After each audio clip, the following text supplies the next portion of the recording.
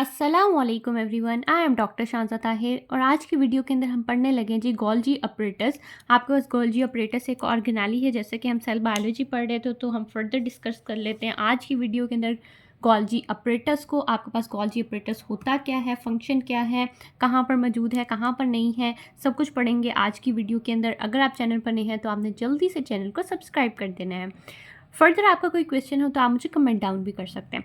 आपकी डिस्कवरी कब हुई थी हमारे पास गोल्जी अपरेटस की? तो that is by the Camillo Golgi. Camillo Golgi ने इसको डिस्कवर किया इन द 1898 के अंदर। हमारे पास सबसे पहले कैमिलो गोल्जी ने इसको डिस्कवर किया इन न्यूरॉन्स। तो न्यूरॉन्स के अंदर सबसे पहले हमारे पास गोल्जी अपरेटस डिस्कवर हुआ था। फर्दर इसकी अक्रेंस का होती है तो ये हमारे पास अक्कर होता है इन द यूकैरियोटिक सेल। हमारे पास यूकैरियोटिक सेल के अंदर मौजूद होता है गोल्जी अपरेटस। हमारे पास सिर्फ यूकैरियोटिक सेल के अंदर गोल्जी अपरेटस मौजूद होता है। अब इसकी कंपोजिशन क्या है? हमारे पास गोल्जी अपरेटस जो है वो कंपोज होता है a stack of flattened membranous bounded sac. Membranous bounded इस तरह से आपके पास मेम्ब्रेन बाउंडेड सैक्स होते हैं और उनका एक स्टेक होता है पूरा। इसको हम गोल्जी अपरेटस कहते हैं।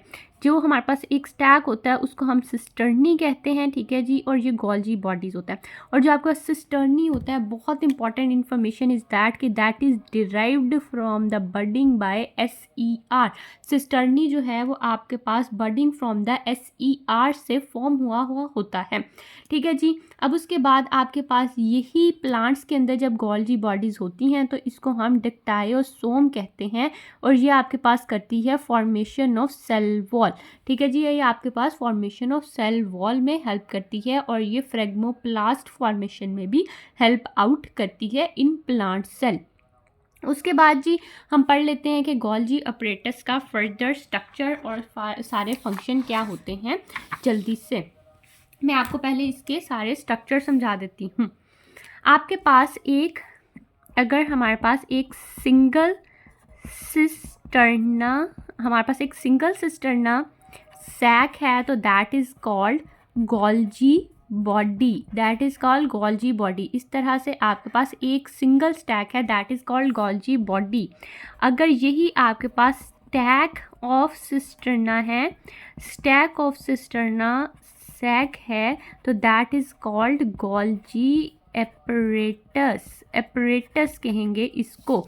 इस तरह से आपके पास एक है, दो हैं, तीन है, इस तरह से आपके पास एक पूरा स्टैक के फॉर्म में है तो दैट इज़ गोल्जी अपरेटस। उसके बाद आपके पास यही स्टैक के साथ जब आपके पास एसोसिएटेड वेसिकल्स अटैच हो जाएं यानी गोल्जी अपरेटस के सैक के साथ आपके पास एसोसिएटेड वेसिकल्स अटैच हो जाएं तो that is called Golgi complex. ये आपको सारी डिफरेंट चीज़ें पता होनी चाहिए कि ये क्या होता है। ये आपके पास एक स्टैक है, ठीक है जी। ये आपका पूरा स्टैक है। एक सिंगल को हम कहते हैं गोल्जी बॉडी, एक पूरे स्टैक को हम कहते हैं गोल्जी अपरेटस। और जब इसके साथ आके हमारे पास वेसिकल्स अटैच हो जाती हैं इस तरह से साइड पर, तो ये वाले स्ट्रक्चर को हम कहते हैं जी गोल्जी कॉम्प्लेक्स। ये कहलाता है गोल्जी कॉम्प्लेक्स। तो ये आपको सारी इंफॉर्मेशन इसके बारे में पता होनी चाहिए। फर्दर जो हमारे पास गोल्जी अपरेटस की सिस्टर्नी होती है उसके दो हमारे पास फेसेस होते हैं। एक हमारे पास इसका सिस फेस होता है और एक हमारे पास ट्रांस फेस होता है। जो हमारे पास सिस फेस होता है दैट इज़ आउटर फेस, ठीक है जी। ये हमारे पास आउटर होता है, कन्वेक्स होता है, हमारे पास फॉर्मिंग फेस होता है एंड ये टूवर्ड्स द न्यूक्लियस होता है। जब भी हमारे पास कोई ऑर्गेनेली जो है वो हमारे पास गोल्जी अपरेटस हमारे पास रफ इंडोप्लाज्मिक रेटिकुलम से आती है तो वो गोल्जी अपरेटस के सिस एंड के अंदर आती है और वो बाहर निकलती है ट्रांस एंड से बाहर निकलती है। तब वो हमारे पास एक ट्रांसपोर्ट वेसिकल होती है, फिर हमारे पास सेकेंडरी वेसिकल बन जाती है और यहाँ से निकल के वो हमारे पास मेम्ब्रेन से ट्रांसपोर्ट आउट हो जाती है। ये पूरा प्रोसेस होता है, ठीक है। तो इसके हमारे पास जो सिस्टर्नी होता है इसके दो फेसेस होते हैं, एक सिस होता है, cis is outer, convex, forming end towards the nucleus. अब इसी को हम ऑपोजिट कर लेते हैं फॉर द ट्रांस फेज। जो ट्रांस होता है वो इनर होता है आपके पास, इनर होता है वो आपके पास मैच्योरिंग फेज होता है, वो आपके पास इनर होता है, मैच्योरिंग होता है, वो आपके पास कनकेव होता है एंड वो टूवर्ड्स प्लाज्मा मेम्ब्रेन होता है, टूवर्ड्स प्लाज्मा मेम्ब्रेन। तो ये आपने याद रखना है। जब भी आपके पास ट्रांसपोर्ट वेसिकल, ये अगर आपके पास इस तरह से स्टैक हैं गोल्जी अपरेटस के, इस तरह से स्टैक हैं, तो जब भी आपके पास ट्रांसपोर्ट वेसिकल आती है, ट्रांसपोर्ट वेसिकल इसके सिस एंड पे अंदर आती है, मॉडिफिकेशंस होती हैं उसके अंदर, और ये उसके ट्रांस एंड से जब बाहर निकलती है तो दैट इज़ सेक्रीटरी वेसिकल। पहले ट्रांसपोर्ट वेसिकल होती है और उसके बाद ये सेक्रीटरी वेसिकल बन जाती है। तो ये बातें आपने याद रखनी है।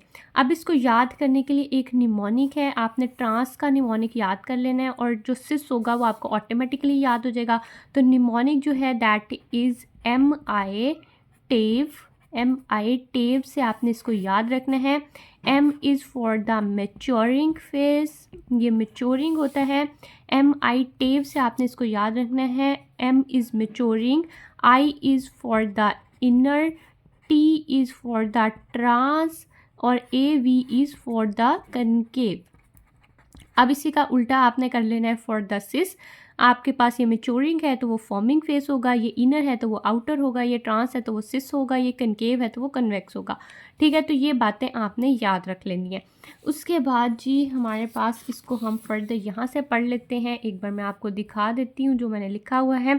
हमारे पास ये था जी, आपके पास उसके दोनों फेजेस थे। यहाँ से जब आती है तो आपके पास ट्रांसपोर्ट वेसिकल होती है, वो यहाँ से अंदर जाती है, ये आपके पास आउटर होता है, कन्वेक्स होता है, फॉर्मिंग होता है, सिस होता है और टूवर्ड्स न्यूक्लियस होता है। ये आपके पास ट्रांसपोर्ट वेसिकल जाती है, यहाँ से मॉडिफाई होती है, ये इनर, कनकेव, मैच्योरिंग, ट्रांस और जो टूवर्ड्स प्लाज्मा मेम्ब्रेन होता है वहाँ से निकलती है और उस टाइम पे ये सेक्रीटरी वेसिकल बन गई होती है। तो ये बातें आपने याद रखनी। उसके बाद हमारे पास एक सिंगल स्टैक है तो that is called the Golgi body. अगर वो आपके पास एक पूरे स्टैक की फॉर्म में मौजूद है तो that is called the Golgi apparatus. और अगर उसी स्टैक के साथ आपके पास इस तरह से वेसिकल्स अटैच हो गई हैं तो that is called Golgi complex, इसको गोल्जी कॉम्प्लेक्स कहते हैं।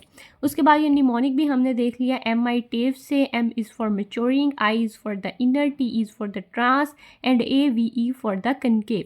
तो ये आपने याद कर लिया। अब फर्दर हम देख लेते हैं कि इसका फंक्शन क्या होता है। हमारे पास गोल्जी अपरेटस का फंक्शन क्या है, ये पर फंक्शन क्या परफॉर्म करता है। तो ये हमारे पास मोस्टली कंसर्न होता है विद द सेक्रीशंस। हमारे पास सिक्रीशंस के लिए ये कंसर्न होता है। जैसे भी हमने पढ़ा कि ट्रांसपोर्ट वेसिकल जाती है और वो निकलती है अंदर से सेक्रीटरी वेसिकल की फॉर्म में, तो ये एक सिक्रीशंस है।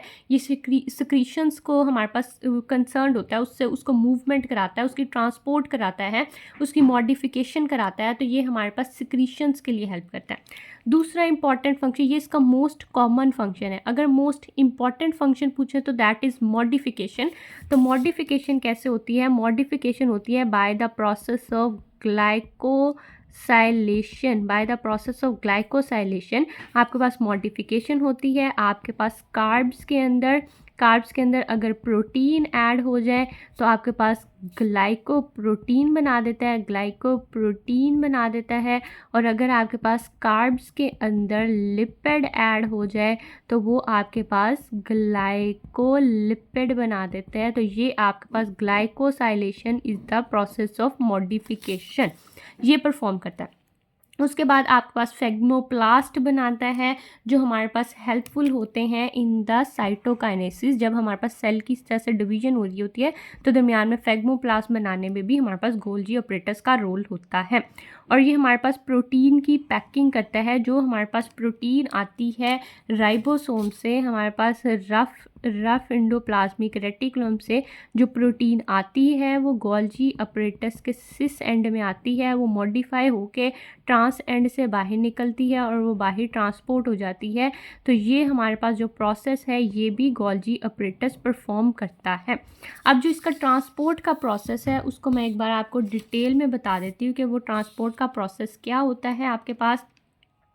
तो आपके पास जो ट्रांसपोर्ट का प्रोसेस है उसके अंदर हमारे पास आ जाता है सबसे पहले कि आपके पास एक राइबोसोम्स है। राइबोसोम्स जो रफ एंडोप्लाज्मिक रेटिकुलम पे लगे होते हैं, जो रफ एंडोप्लाज्मिक रेटिकुलम पे लगे होते हैं वो आपके पास एक ट्रांसपोर्ट वेसिकल बनाते हैं, एक ट्रांसपोर्ट वेसिकल बनाते हैं जो आपके पास गोल्जी अपरेटस, जो गोल्जी अपरेटस के सिस एंड पर जाती है और वो जाकर लगती है। उसके अंदर क्या होता है, उसके अंदर दो तरह के फंक्शन होते हैं। वो पैक्ड होती है इनसाइड द मेम्ब्रेन, वो पैक होती है इनसाइड द मेम्ब्रेन, या उसके अंदर हमारे पास मॉडिफिकेशन होती है प्रोटीन के अंदर, प्रोटीन के अंदर मॉडिफिकेशन होती है, या तो वो हमारे पास लिपिड अटैच करके ग्लाइको लिपिड बना देता है, या तो वो हमारे पास कार्बोहाइड्रेट अटैच करके ग्लाइको प्रोटीन बना देते हैं। हमारे पास कार्ब्स के अंदर मॉडिफिकेशन होती है, कार्ब्स जो है वो हमारे पास अटैच होकर कार्ब्स के साथ अटैच होकर लिपिड, और हमारे पास जो कार्बोहाइड्रेट है वो इस तरह से ग्लाइकोलिपिड और हमारे पास ग्लाइकोप्रोटीन बना देता है। ठीक है, हमारे पास ये मॉडिफिकेशन होती है, ग्लाइकोप्रोटीन बना देता है।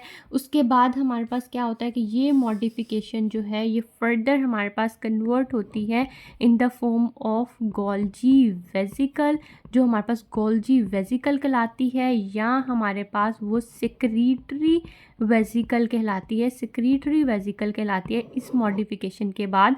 और ये हमारे पास गोल्जी अपरेटस का ट्रांस एंड से बाहर निकलती है और ये फर्दर आपके पास या तो लाइसोसोम्स के पास चली जाती है, या आपके पास प्लाज्मा मेम्ब्रेन के थ्रू, या आपके पास प्लाज्मा मेम्ब्रेन के थ्रू एक्सक्रीट हो जाती है, एक्सक्रीट हो जाती है। ठीक है, इन द फॉर्म